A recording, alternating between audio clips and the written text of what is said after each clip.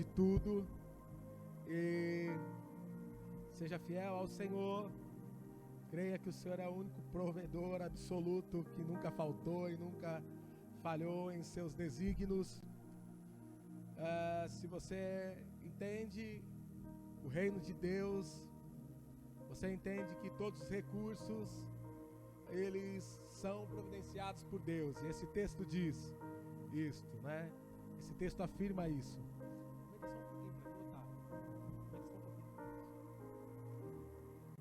Para aumentar um pouquinho ali, que esses dias eu tenho falado bastante e ministrado, e minha voz está no modo econômico hoje. Quando nós entendemos o poder e a graça de Deus sobre provisão de recursos, você vai entender que, por mais que você seja um pescador, só Ele pode dar ordem para você pegar um peixe que tem uma moeda dentro da boca, porque isso está dentro do governo de Cristo. Às vezes nós colocamos os nossos dons e as nossas habilidades e julgamos que ela é o meio devido para recebermos algo de Deus. Não, eu quero te afirmar que tudo procede da infinita misericórdia do Senhor. Esse Salmo 24 diz que dele é a terra e tudo que nela há e todos os habitantes. Então, ainda que algum governo ou estado te dê alguma escritura, eu posso te afirmar uma coisa: a terra ainda é dele, ele é o único rei, ele é o único Senhor. O máximo que você pode fazer é ser um bom mordomo. E ser um bom mordomo consiste em viver e conduzir a sua vida dentro dos valores que Cristo disse. Irmãos, Jesus poderia ter dito para Pedro: Pedro, você vai ter que trabalhar hoje para pagar esse imposto, para mim e por você. Mas ele fala assim: Pedro, a habilidade que você tem, eu vou fazer um milagre através da sua habilidade. Você é um bom pescador, mas eu tenho um peixe que engoliu uma moeda que tem o valor suficiente para pagar os nossos impostos. Isto é provisão de Deus. Viver o milagre de Deus. Você pode ser um bom pescador, um bom empresário, um bom funcionário. Obrigado. Você pode exercer muito bem a sua profissão, mas você nunca terá a capacidade de pegar um peixe com uma moeda se ele não liberar a palavra. Isso é viver diante de desafios. Isso é viver pela fé. Isso é viver na habilidade que eu tenho para gerar recursos, milagres de Deus. E isto esse mundo não ensina. Amém ou não amém? Bom, eu quero te convidar a abrir em Marcos capítulo 4, para nós, a mensagem de hoje. Marcos capítulo 4, um texto muito conhecido. Nós estamos hoje aí no 11º dia, né, ministrando nessa conferência Direções de Deus em meio à crise.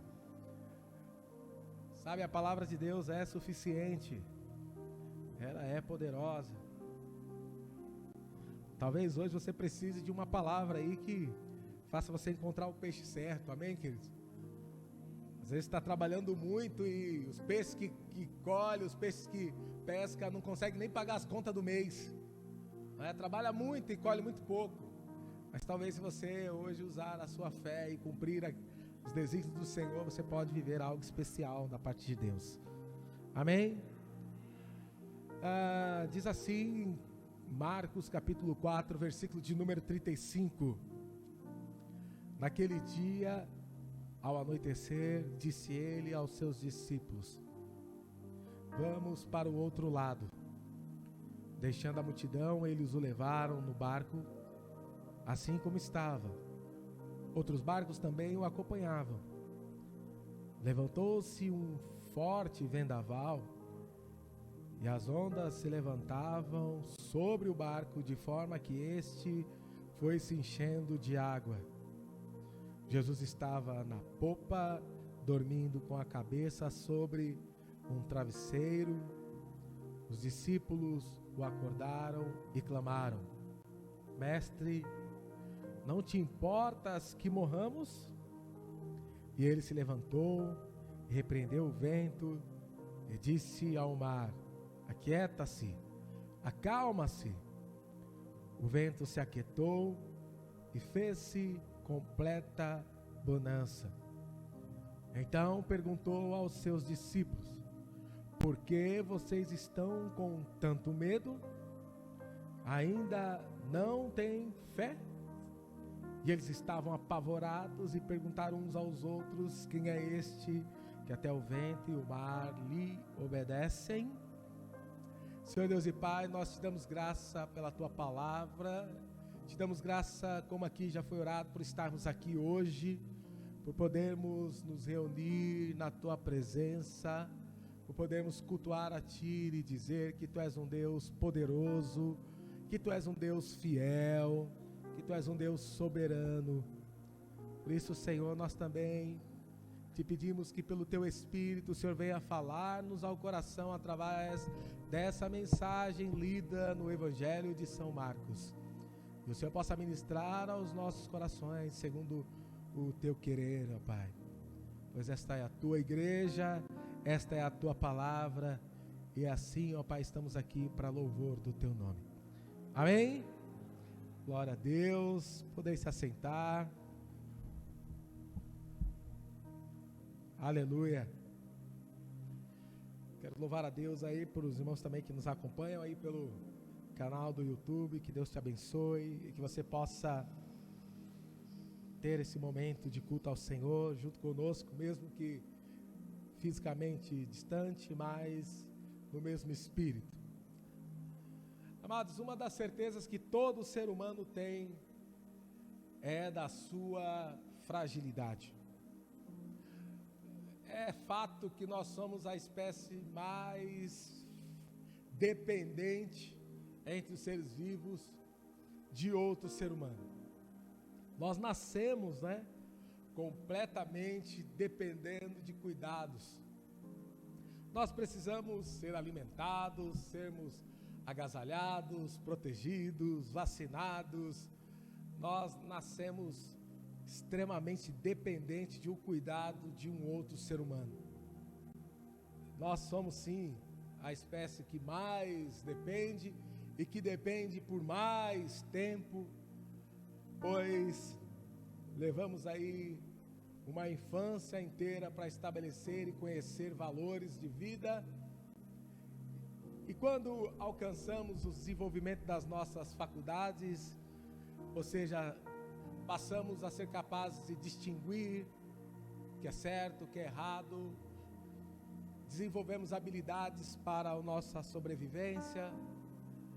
Ainda assim, existem momentos de crise que vão se levantar contra nós ou iremos passar, e esses momentos geralmente colocam em xeque aquela fragilidade que você julgava não ter mais.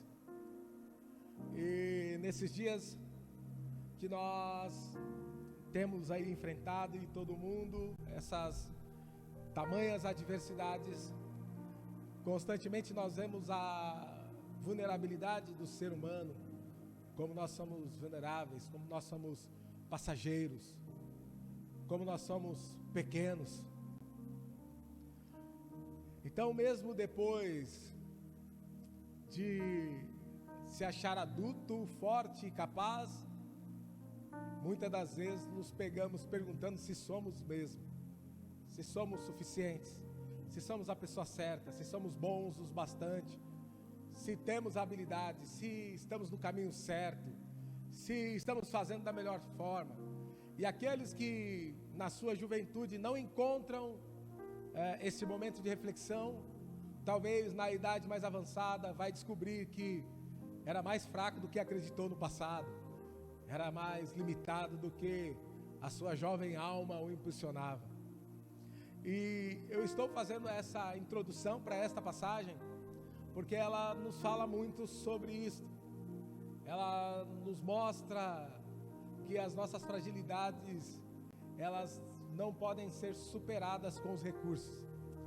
Precisa de um comportamento, e a Bíblia nos ensina que esse comportamento é um comportamento de fé. A Bíblia diz, nesse texto tão conhecido, que você já leu e já ouviu muitas vezes, que Jesus decide atravessar aquele mar, e ele decide fazer isso ao cair da noite. Não era muito comum, Jesus andar tanto à noite, mas ele decide ainda voltar e cai à noite.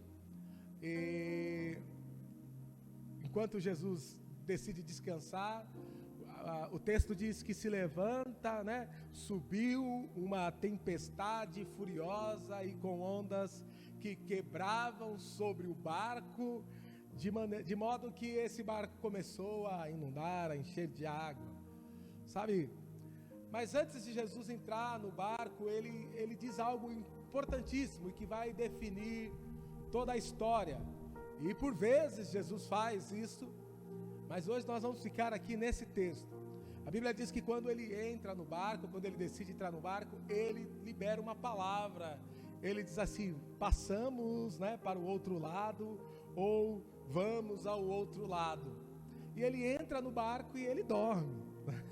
Ele deita ali. E os discípulos, como todos os discípulos da época que seguiam seus mestres, não questionam, né? Porque encontram no seu líder a certeza que ele sabe o que está fazendo. Não, ele diz para nós entrarmos, então eles simplesmente vão.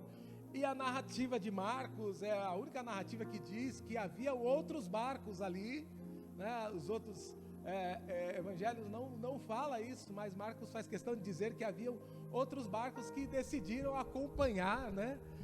O barco onde estava Jesus. E a Bíblia diz que a ideia de Jesus de entrar no barco era passar para o outro lado, mas ele entra e ele logo dorme, né? E a tempestade que começa a se levantar contra o barco é o primeiro ponto que eu quero falar nessa noite. Os discípulos, quando eles começam a enfrentar aquela tempestade repentina, eles estão preocupados se vão conseguir chegar do outro lado ou se vão a pique. Então eles começam a medir o que está em volta, e a primeira coisa que eles descobrem é que o barquinho não tinha condição estrutural de chegar do outro lado no ritmo em que estava acontecendo os eventos. Então, uma crise, ela normalmente vai testar os recursos que nós temos. Uma crise vai drenar os recursos que nós temos. A Bíblia diz que uma certa mulher hemorrágica, ela está enfrentando uma grande adversidade, que é aquela enfermidade, e ela investe tudo que ela tem na busca da cura para a sua doença. Então, quando nós enfrentamos uma crise, a primeira coisa que nós fazemos é investir mais recurso, esperando que seja suficiente. E é exatamente isso que os discípulos fizeram. Eles começaram certamente a remar mais forte, eles começaram não sei se alguém estava ali com um baldinho jogando a água para fora, eles começaram a dar tudo que tinham, e eles foram percebendo que era insuficiente, que toda força, recurso, estrutura não é suficiente para lidar, naquele caso, com a tempestade. Então, isso é muito comum nosso, de usar o que temos para lidar com as adversidades. Então nós vamos aplicando tudo que sabemos, tudo que aprendemos no decorrer da vida, tudo que nos disseram, os conselhos e as memórias que nós temos, nós utilizamos não somente as faculdades, mas utilizamos talvez o curso preparatório que nós tivemos em algum momento da nossa vida, nós buscamos exemplos, nós vamos tentando com tudo que nós temos. Mas essa tempestade, ela parecia ser furiosa, ela parecia ter vida própria, não é? Ela parecia que tinha uma intenção que era só contra mim, ou só contra a minha vida. Pois esse é o sentimento que nós temos quando nós passamos uma crise. Quantas das vezes nós vamos orar ao Senhor como se nós fôssemos o único alvo de algum problema? Como se o nosso problema, só nós sofrêssemos um problema. Quantas das vezes nós chegamos em Deus, né, e falamos: Senhor, o Senhor não está vendo a minha adversidade, o Senhor não está vendo o que eu estou passando, como se nós fôssemos os únicos que estivessem passando. E uma outra coisa, como se o nosso problema fosse o maior de todo mundo. Eu glorifico o Senhor porque Ele geralmente não coloca problema para resolver problemas. Mas se Deus nos respondesse assim: olha filho, eu gostaria de te levar em sonho até a Síria essa noite, para você ver o caos que está lá. Eu gostaria de te levar em sonhos até as fronteiras ali da Grécia, onde milhares de pessoas estão acampadas. Eu gostaria de te levar essa noite para as tempestades do Mediterrâneo, onde hoje, em pleno século 21, pessoas estão se lançando nas águas, esperando alcançar a margem, para começar uma vida. Gostaria de te levar ali entre as fronteiras do México e os Estados Unidos, onde tem centenas de famílias, na cidade do México, esperando resolver a sua questão política, para ver se eles podem começar uma nova vida. Eles não conseguem nem ir para frente e nem voltar. Eles estão no impasse, eles estão travados ali. E era exatamente esse ponto que os discípulos começam a ver o problema. É quando remar não nos leva para o outro lado e nem nos faz voltar. É quando você não encontra margem. Ou quando nós falamos, quando não dá mais pé, né? Quando você vai indo, e aí você procura o chão, e o chão não está lá. E o chão foi embora, não dá mais pé. Então você começa a perguntar: será que eu vou conseguir? Será que eu vou chegar do outro lado? Será que essa adversidade não vai me matar? E aí, toda a força que você fez, todo o recurso que você tem, você descobre que é insuficiente. Você descobre que não dá. Por isso que eu gosto dessa narrativa, porque ela diz assim, né, na versão mais tradicional, das mais antigas, que as ondas quebravam sobre o barco. É como se elas tivessem o foco daquele barco. Elas batiam contra aquele barco, ao ponto dele começar a encher de água. Irmãos, nós vamos ver que os discípulos, eles aprendem sobre isso. E o apóstolo Paulo, ele tem uma experiência de náufrago, que não é o caso dessa narrativa, porque eles não vão a pique, né? Eles não naufragam. Mas Paulo, quando ele sabe que vai enfrentar um náufrago, ele diz assim para o capitão: olha, fique tranquilo, nós só vamos ter percas materiais, mas nenhuma vida se perderá. Você vai sair vivo dessa. Mas as estruturas, elas não existirão mais. Elas vão ruir quando elas baterem contra os penhascos. Elas não vão suportar nem o vento e nem a tempestade. Mas vocês vão sair todos com vida. Sabe, irmãos, nós esquecemos que, ainda que nós agarremos a nossa vida com toda a força que nós temos, ainda que nós investimos tudo pela vida, a gente não consegue se assenhorar dela, porque só um é dono da vida. Só o Senhor é dono da vida. Então, ainda que você invista tudo, e Jesus fala isso: aquele que quer ganhar a vida, aquele que quer buscar ganhar, investir para ter vida, esse perde. Ele não consegue. E os discípulos estavam certamente lutando por suas vidas. Sabe, irmãos, e é interessante que todo mundo sai para ir para o mesmo lado, mas Tem momentos que a tempestade ela vai trazer situações que você fala, é só comigo isso. Mas eu posso te afirmar algo que o apóstolo Pedro nos ensina. Pedro, ele nos ensina algo interessante. Eu gostaria de não fugir do texto, mas de mostrar como Pedro aprendeu com Cristo. Primeira carta de Pedro, capítulo 1, versículo de número 6, ele diz assim, ó: nisto vocês devem louvar, ainda que por algum tempo devam ser entristecidos por todo tipo de provação.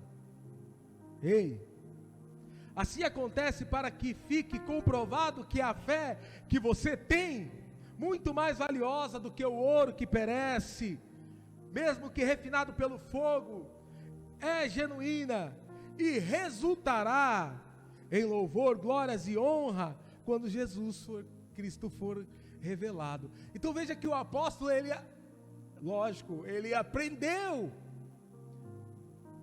aprendeu que existem crises, e ele faz isso, irmãos, nas suas duas cartas. Ele aprendeu que existem situações extremas que você não controla, que você não provocou, mas que pode sim chegar e te alcançar, e a onda parece que só vê o teu barco, né? E aí a gente questiona se Deus, aquele Deus que falou, passa para o outro lado, se ele também, em algum momento, não pulou fora, né, desse barco. A gente questiona que aquele que deu a ordem lá no começo, passamos para o outro lado, se em algum momento ele não foi embora. Sabe, irmãos, esses dias, eles têm, na verdade, batido contra o nosso barco, contra as estruturas que nós fizemos, contra as infraestruturas que construímos. Essa tempestade, e aí alguém diz, poxa, Deus mandou essa crise, Deus mandou esse coronavírus para nos punir. Sabe, irmãos, a gente não tem resposta pronta, né? Nem na caixinha de promessa tem. Mas uma coisa nós sabemos, irmãos, que se estamos vivendo dias difíceis, nós vamos começar naturalmente investindo os nossos recursos, porque isso é da nossa natureza, já que somos adultos, somos capazes, já que temos ciência, vamos investir tudo, até que chega um momento que a tempestade não cansa de tragar o que temos, e aí nós começamos a dar conta da nossa fragilidade. Então a carapuça, a carapaça, melhor dizendo, a estrutura, a armadura que eu tenho para lutas, não são suficientes, porque a tempestade tem mais força. Então vem os fatos. O fato é, nós vamos chegar até o fim disso? Nós vamos conseguir? Será que eu vou aguentar isso? E aí o apóstolo Pedro diz assim, irmãos, e Pedro fala isso, depois você pode ler a carta, ele fala sobre fatores maiores, perseguições contra a igreja, perseguições de estados, guerras. Ele está falando de situações extremas que a igreja viveu no primeiro século. E ele incentiva os irmãos dizendo assim, vocês têm que entender que mesmo essas situações em que você julga não ser culpado, poxa, mas eu não causei essa tempestade em que eu estou dentro, mesmo essas situações ainda servem para usar de ferramenta para afiar a fé que você diz que tem. Então a pergunta não é se Deus mandou, se Deus não mandou. A pergunta não é se Deus está irado com um machado ou um martelo na mão. A pergunta é, a minha fé está crescendo ou está diluindo? Porque se ela dilui, ela está presa no recurso, porque o recurso é o primeiro que vai acabar. O recurso é o primeiro que vai começar a faltar. O recurso, como a pastora orou aqui, né? Quantos foram mandados embora? O recurso começa a ser limitado, né?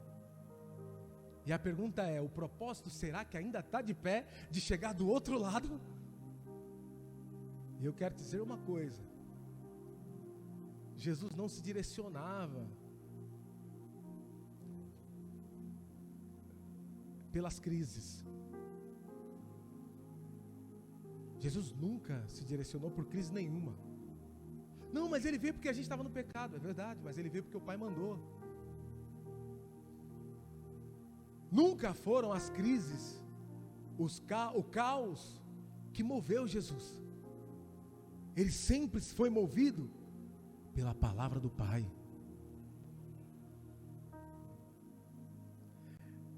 Então, ainda que a tempestade queira dar rumo ao seu barco, fique tranquilo. Mesmo sem remo, sem lemo, sem timoneiro, mesmo com ventos muito fortes, fique tranquilo. Se ele falou, vamos passar para o outro lado, nós vamos passar. Nós vamos passar. Eu acho que você precisa dizer isso para o irmão que está do seu lado. Diga para ele, minha irmã, você vai conseguir.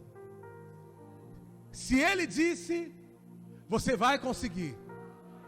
Diga mais uma vez, talvez ele não acreditou ainda. Fala, essa palavra não é minha, essa palavra é de Cristo. Ele disse, passamos para o outro lado.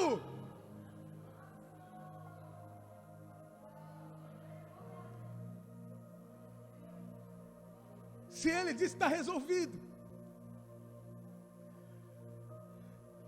Então Jesus continua dormindo. Eu acho maravilhoso esse silêncio de Jesus, porque ele nos faz lembrar quando a gente ora e parece que nada acontece. Quando a gente está ali se acabando de sofrer e parece que Deus está desligado da gente.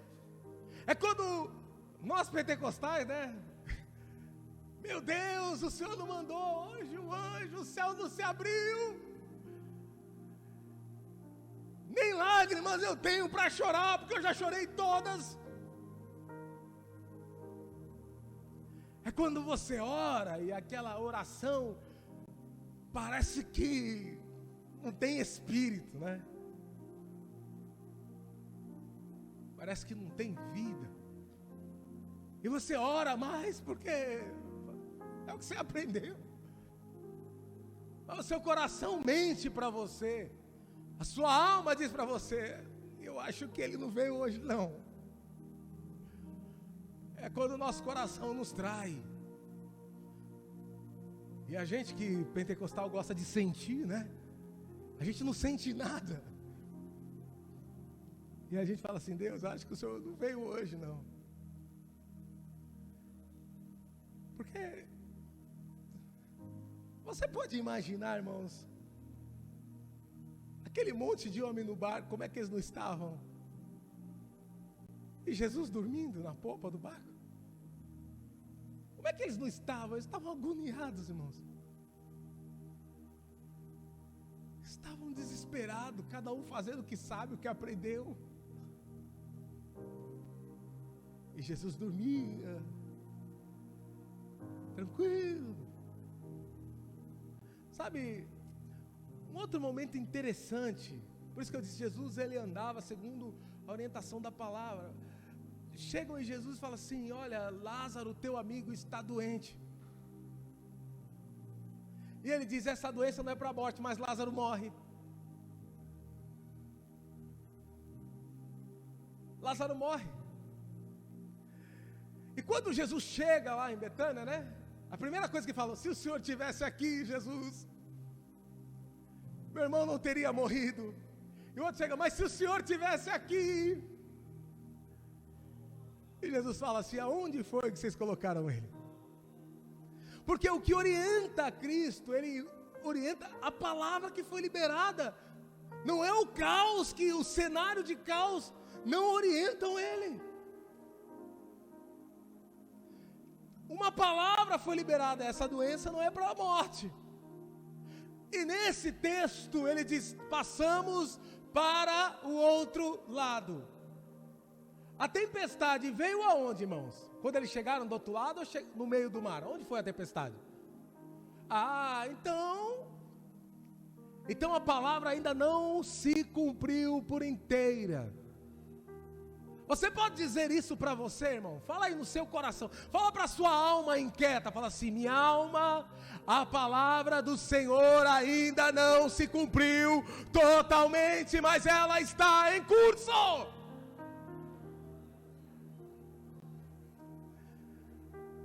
Às vezes nós temos que ministrar nossa própria alma, irmãos. Às vezes chegam aqueles dias que você dobra o joelho, parece que Deus não está lá, que o Espírito Santo está de folga, e você sai angustiado, você deita ruim, levanta pior, você ora, e parece que o céu está fechado.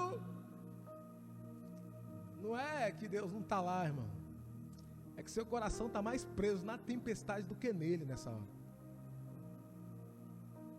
Porque você se move pelo que preenche o teu coração. Jesus falou que aonde está o que você dá valor, o seu tesouro, aonde está o seu coração vai até ele. Então existem momentos que nós entesouramos situações mais do que a fé. E Jesus vai questionar isso no final da história. E então, vamos fazer o seguinte, né? Se a gente pudesse, a gente tacava um balde d'água nele, né, irmãos? A gente pudesse, a gente subia até o trono lá e puxava ele pelo pé. Mas você pode mais do que isso. Você pode entrar no seu quarto, dobrar o joelho. E eu posso te afirmar uma coisa: que não somente Cristo, mas todo o céu trabalha por aqueles que hão de herdar a salvação. Hebreus 1,14. Os anjos são ministros que são funcionários, servos de Deus, e trabalham por aqueles que hão de herdar a salvação. Tem mais ao seu favor do que você consegue ver.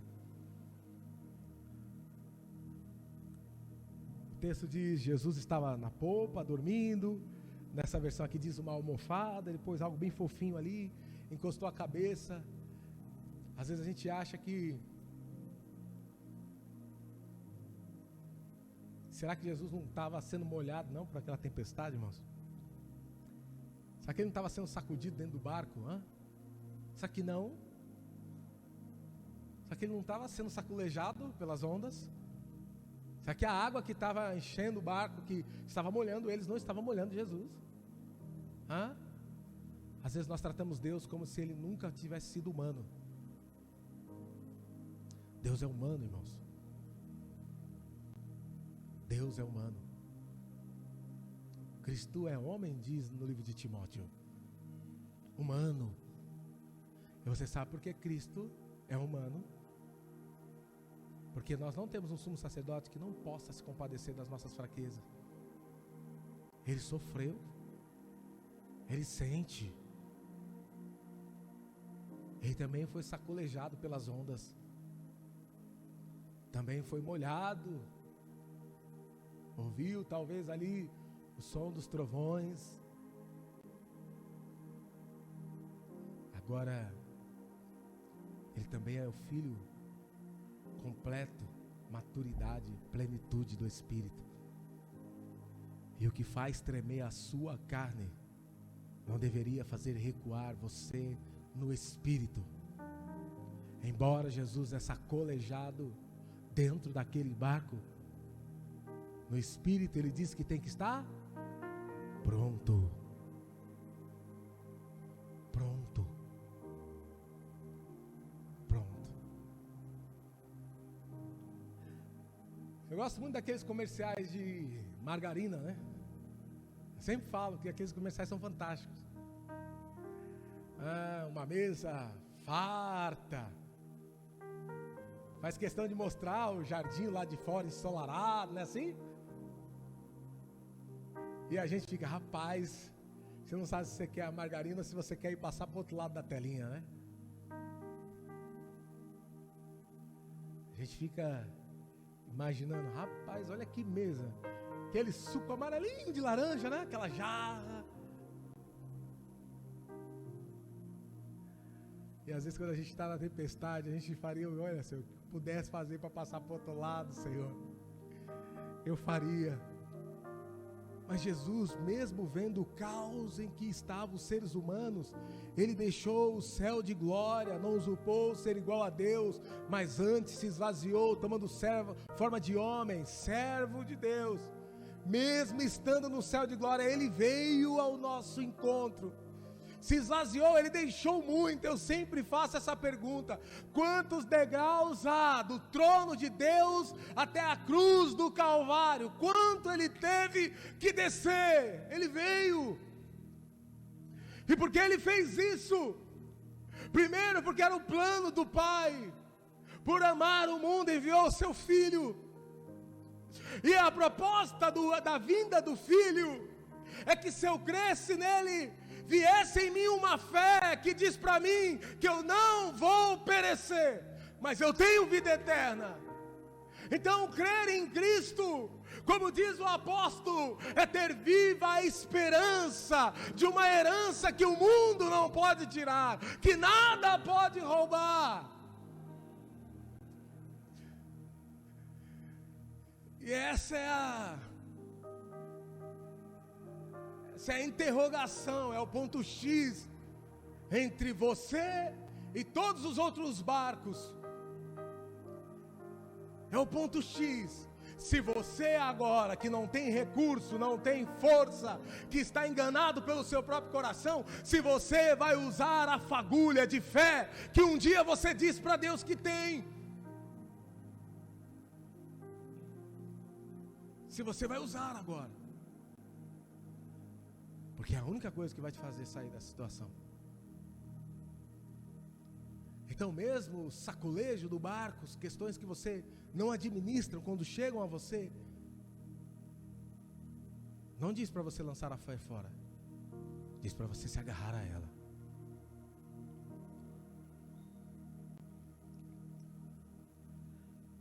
Sabe, mas os discípulos vão lá acordar Jesus, e a pergunta dos discípulos, sabe, irmãos, esta aqui é uma oração legítima.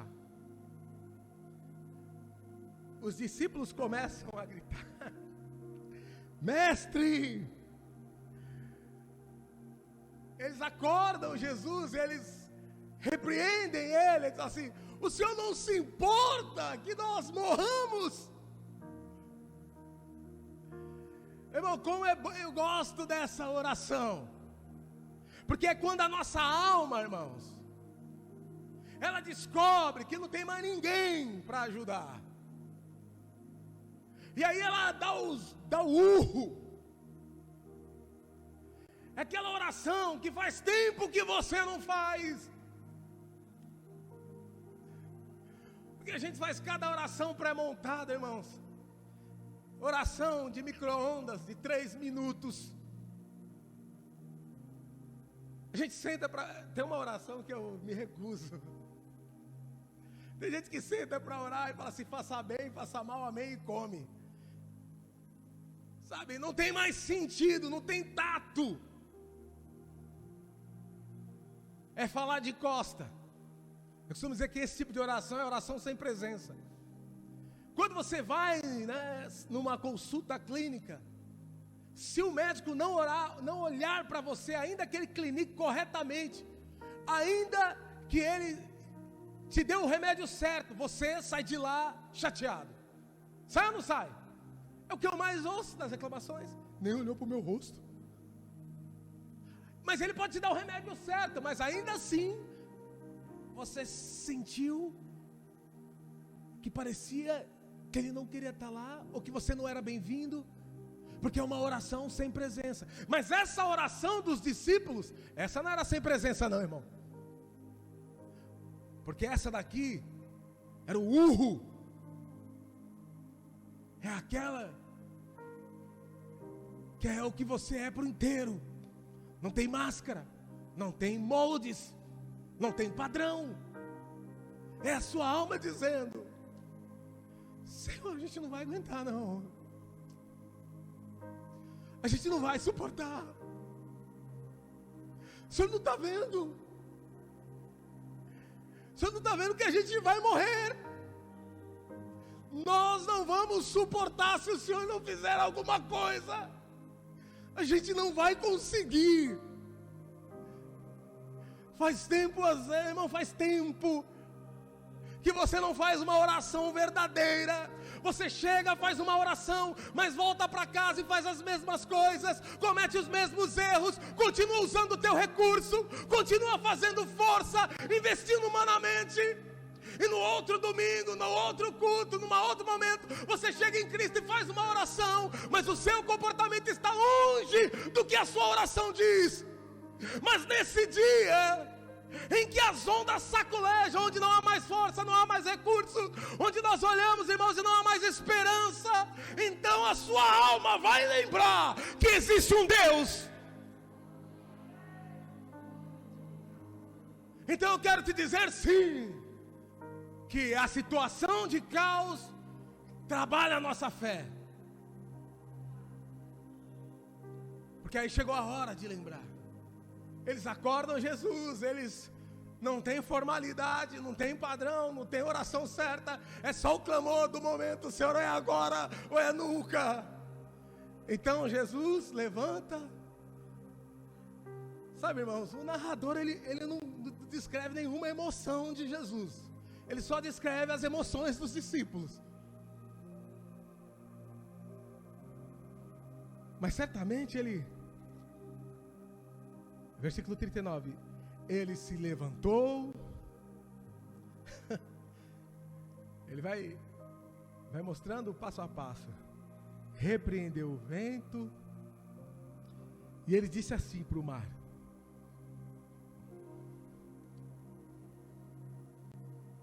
calma, fica quieto.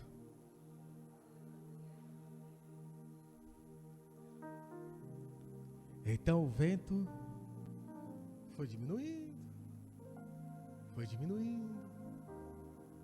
logo as ondas também foram diminuindo, e aí a narrativa diz que houve ou fez-se completa bonança.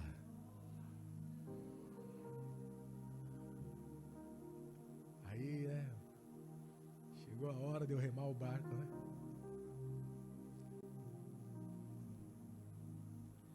Fez-se completa bonança, sem vento violento, sem ondas. A outra margem aparece, Porque com a água mais tranquila,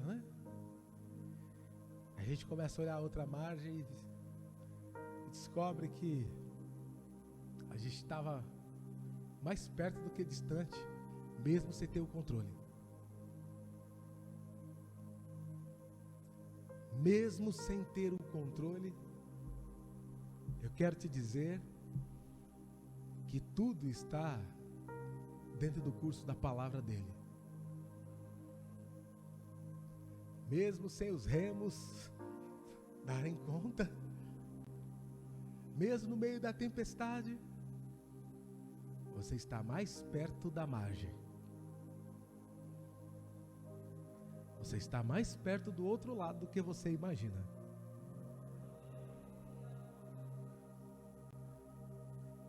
O cidadão sai no sentido errado, enfrenta uma tempestade, é lançado ao mar, fica dentro do peixe e termina na praia de destino.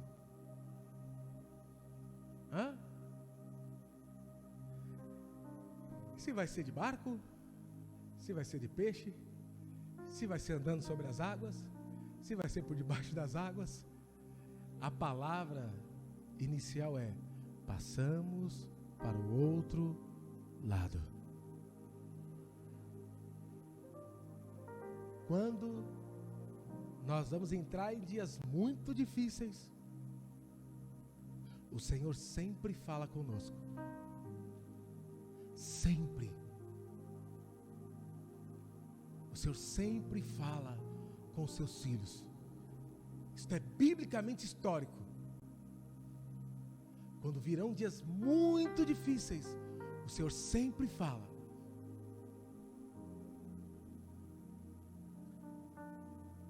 A questão é que às vezes estamos investindo no nosso barco e não dá tempo de ouvir o Senhor, não dá tempo de orar, não dá tempo de ter um momento com Deus, não dá tempo de nada. Então quando vem o caos, tudo que você usou o primeiro tempo se perde.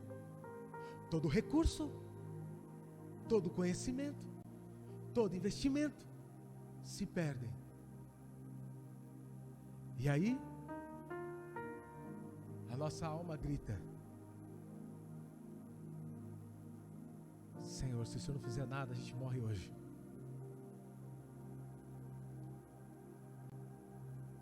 E é exatamente isto que Jesus vai agora conversar com os discípulos. Então, tudo tranquilo. Alguém podia, vamos pegar o remo agora e vamos embora, que tá tudo uma beleza. Jesus fala, epa, deixa eu falar algo para vocês. Antes de eu continuar, eu gostaria de perguntar se tem algum discípulo ou discípula de Jesus aqui nessa noite. Você é discípulo de Cristo? Você é discípula de Cristo, amém? Então essa mensagem é para nós. As maiores crises acontecem sempre por dentro do ser humano. Sempre. Elas não acontecem por fora, elas acontecem por dentro. E nós vemos nas reações dos discípulos e de Jesus a convicção disso que eu acabei de dizer. Então Jesus pergunta para eles. Agora eu quero começar a pregar, irmãos. Disse aos seus discípulos: por que estão com tanto medo? Irmãos, essa pergunta de Jesus, será que ele não viu tudo que a gente passou agora, não? Alguém poderia dizer, né? Será que ele não viu que o barco quase foi a pique? Ele não viu tanto de água, ele não viu o tamanho daquelas ondas. Eu nunca vi onda tamanha. Como é que ele me pergunta por que eu estou com medo? Jesus tem umas perguntas, né, irmão? Que vai a gente coçar a cabeça, mas não é possível, será que ele não percebeu? Na verdade, o que Jesus está querendo despertar aqui na reflexão dos discípulos é se essa tempestade, esse caos, essa crise, é se ela é maior do que o Deus que você chama quando sente dor, medo, é se essa adversidade é maior do que Ele. Porque se ela não é maior, então por que você teme? Porque o medo inibe a fé.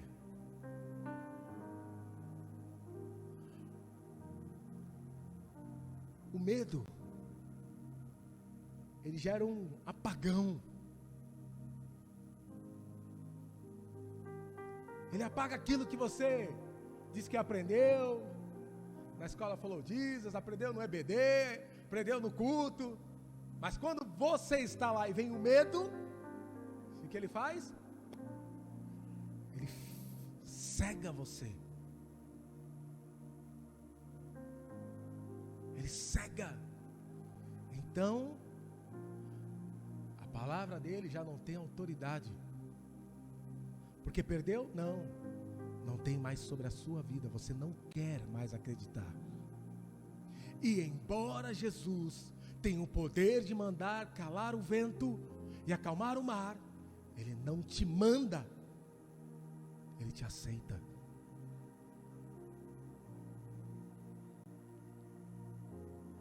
Jesus tem poder sobre as coisas, mas escolheu se relacionar conosco.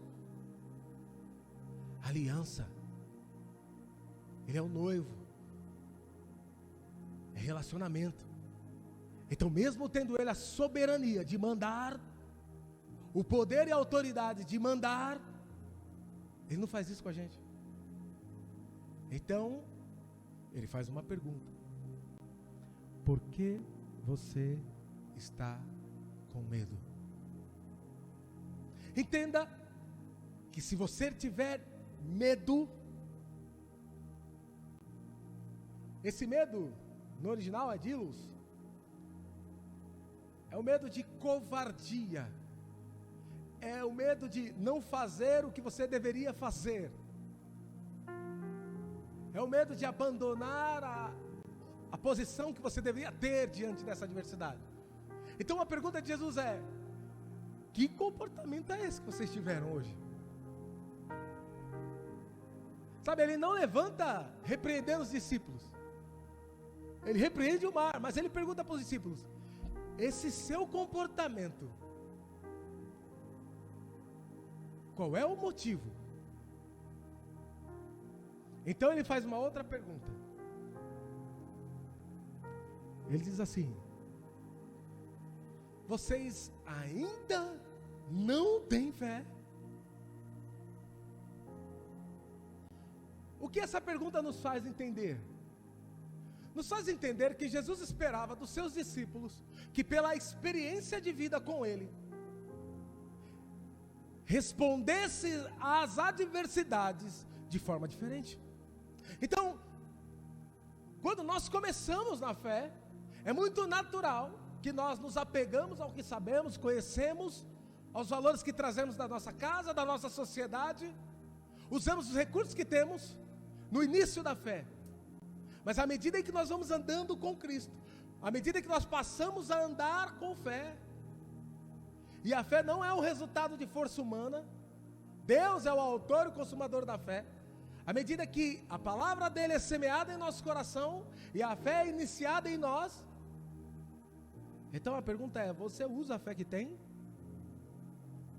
Porque esse comportamento de vocês demonstrou outra coisa hoje. Então,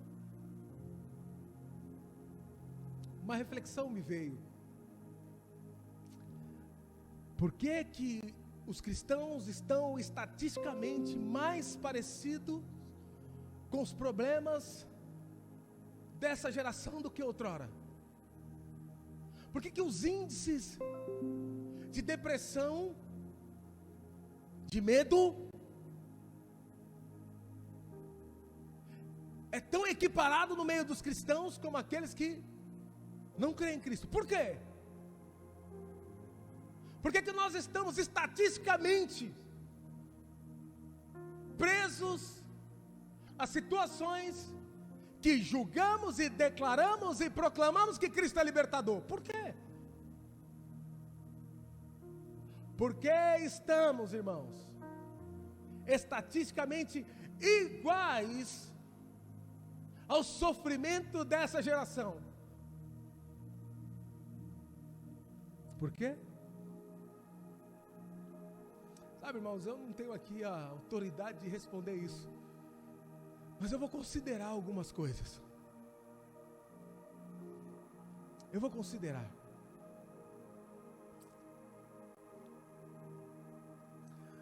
Antigamente nós tínhamos menos,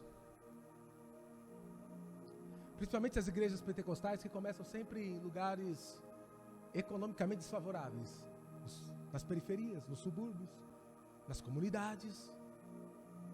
Então nós temos muito menos, muito. Se você voltar talvez há 30 anos atrás, talvez nem 5% dos irmãos na igreja tinham ido a uma faculdade.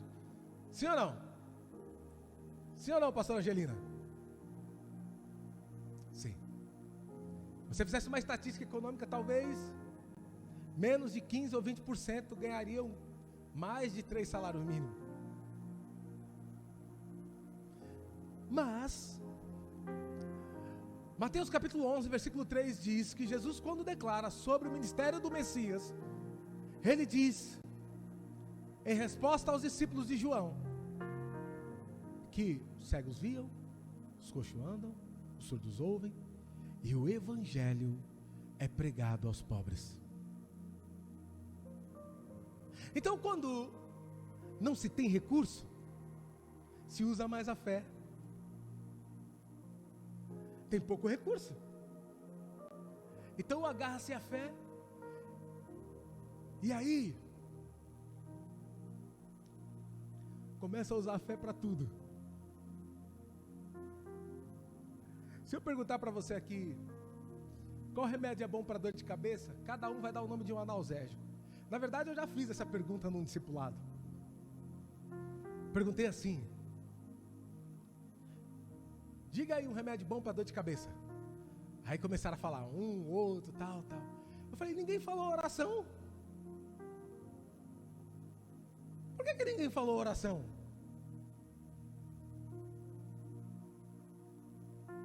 Porque hoje a gente sabe mais. Hoje a gente se julga mais informado. O homem pós-moderno, século 21. Não é assim? Sabemos mais. Mas a mesma tempestade vem e prova pra gente que não sabemos nada. Por quê? Porque estamos escravos de sentimentos de alguém que não conhece o amor de Deus. Por quê? 1 João capítulo 4 diz assim, que o amor lança fora o medo. Quem tem medo não conhece plenamente o amor de Deus. Ainda não foi aperfeiçoado no amor de Deus. É por isso que Jesus pergunta para eles se eles tinham medo.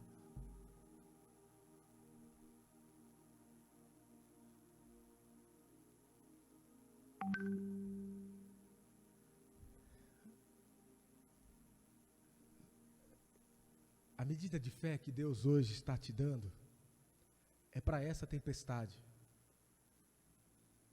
Deixa o amanhã para amanhã. Deus mostra isso na história de muitos homens que andaram pela fé. Te dou fé para agora, e amanhã espera chegar. Mas e amanhã? Amanhã vai, quando chegar, aí você recebe mais um manazinho da fé. Mas nós aprendemos ao quê? Estrutura, recursos. Não, Senhor, me passa todo logo o plano, do começo ao fim. Não, irmãos, ele só te dá uma palavra: nós vamos chegar do outro lado. Ou você crê no que ele disse, ou terá muita dificuldade para chegar desse outro lado. Então eu quero concluir dizendo que estamos vivendo uma geração que sangra por dentro, uma geração que tem tempestades na sua alma, uma geração que parece ter muito, mas não consegue sentir confiança no Espírito de Deus para vencer os dilemas que eles nem sabem de onde vêm.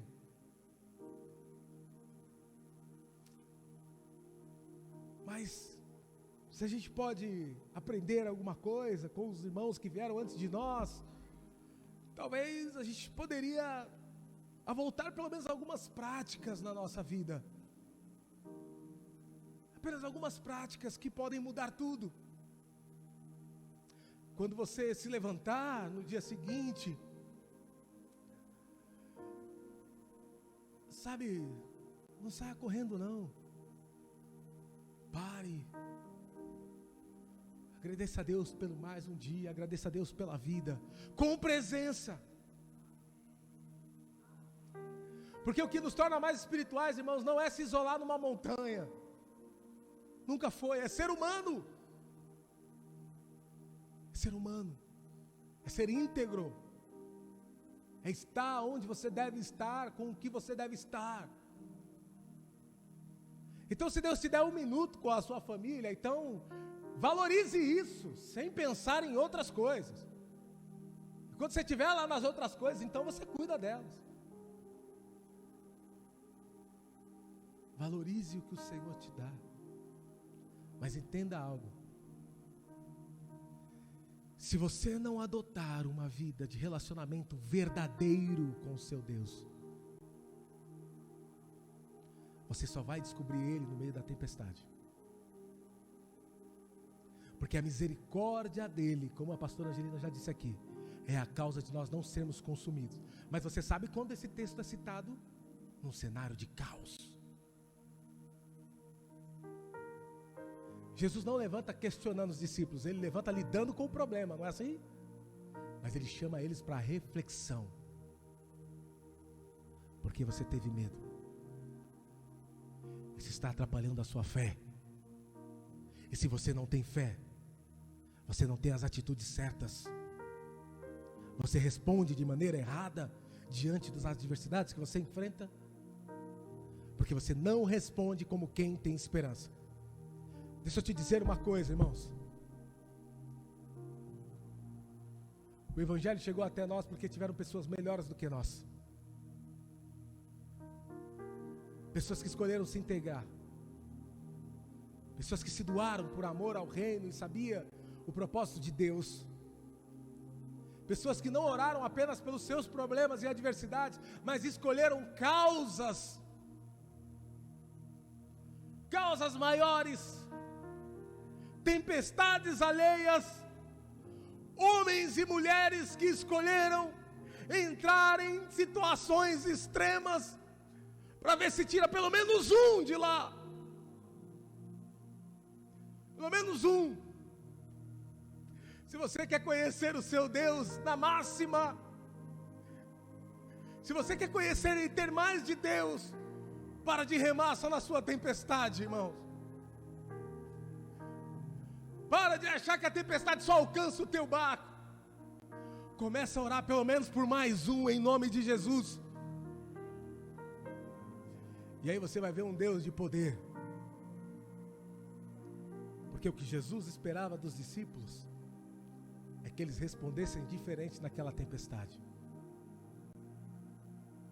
Ontem você respondeu de um jeito. Hoje você pode estar respondendo de um jeito. Mas e amanhã? A sua atitude é de quem tem esperança ou de quem está desesperado? Fique de pé em nome de Jesus. Quero orar com você nessa noite. Que você tome posse dessa palavra.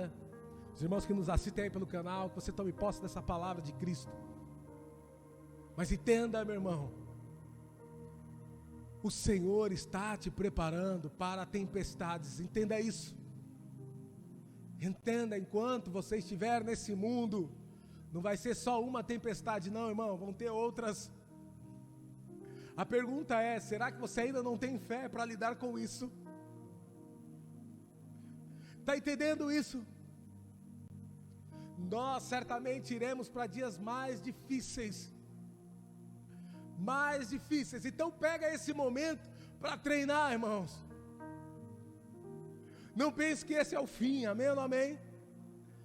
Jesus se identifica como o alfa e o ômega. Ele é o começo e o início de todas as coisas.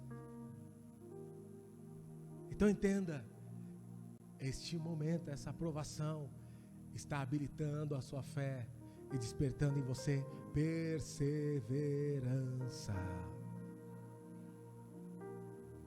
Muitos de nós, irmãos, vieram à igreja com o último punhado de arroz. Isso nunca foi um problema para adorar a Deus. Muitas mulheres entre nós trouxeram 1, 2, 5, 10, 7, 8, 10 filhos para a igreja e nunca foi um problema para cultuar. Muitos de nós, irmãos, tinham prazer no culto e não via o culto como sacrifício, não via a oração como um sacrifício, não via ler a Bíblia como um sacrifício. O problema é que nós temos isso como sacrifício, E quando vem as tempestades, nós não temos forças nem para deixar exemplo, nem para deixar legado. Mas hoje o Senhor está nos chamando para o arrependimento, irmãos. Nós precisamos nos arrepender e voltar a nossa face ao Senhor e deixar claro que não há nada e ninguém semelhante a Ele. Senhor Deus e Pai, nós oramos em nome do Teu Filho Jesus. Te pedimos perdão, Senhor, das nossas faltas. Nosso coração está cheio de tantas coisas, ó Pai. Muitas coisas querem surrupiar, nos arrebatar da Tua grandiosa presença, Senhor. Oh, Senhor, o culto nunca foi um sacrifício, mas há dias tão difíceis, onde os valores estão invertidos, Senhor, onde a esperança não está mais naquilo que veio do alto, mas aquilo que está na terra. Oh Pai, para onde iremos nós, Senhor? Oh Pai Santo e Pai Celestial, que o Senhor nos dê habilidade, sabedoria para lidar, para levar outros. Nos ensina, Senhor, a ajudar aqueles que estão na tempestade, não só ver a nossa. Nos ensina, Senhor, a confiar em Ti para deixar exemplo de fé e perseverança. Nos ensina, Senhor, nos ensina que essa crise, esse caos, essa situação não é maior do que o Senhor. Nos ensina, Pai, nesses dias amargos, nos faça lembrar, Senhor, que o Senhor nos chamou para andar em fé, Senhor. O Senhor nos chamou para cravar os olhos em Ti, não em outras coisas. Nos ensina, Senhor, que se nós não despertarmos, ó Pai, outros irão sucumbir diante das tempestades.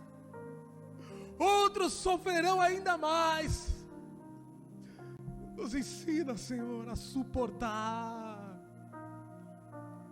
Não como desesperados, mas a suportar como aqueles que têm esperança no Deus Criador dos céus e na terra, no Cristo ressuscitado.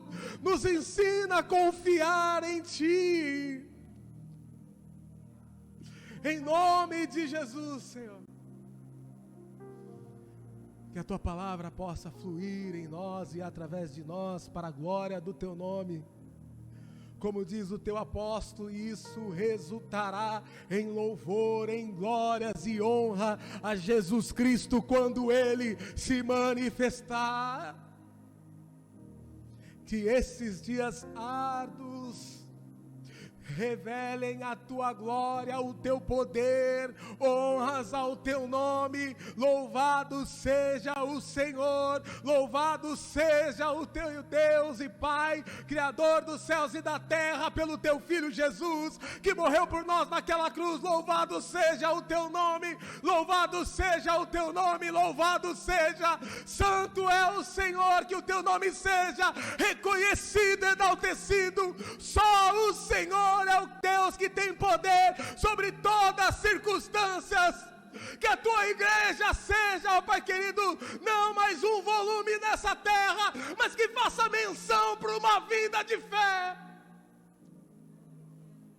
Uma vida de fé.